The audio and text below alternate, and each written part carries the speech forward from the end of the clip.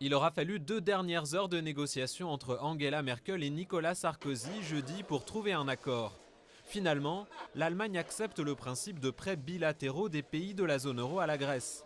Des prêts qui ne seront accordés qu'en dernier recours, seulement si Athènes, qui doit rembourser 54 milliards d'euros avant décembre, n'arrive plus à emprunter sur les marchés.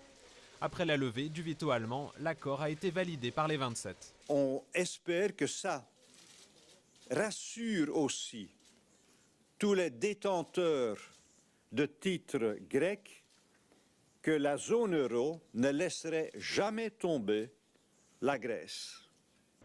L'accord est un compromis. D'un côté, les 16 pays de la zone euro pourront accorder des prêts à la Grèce dans des montants non définis. En échange, l'Allemagne a obtenu que le FMI puisse également prêter, une intervention extérieure que Nicolas Sarkozy refusait jusqu'à présent.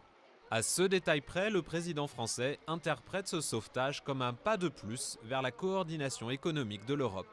Le Conseil européen doit devenir un véritable gouvernement économique de l'Europe.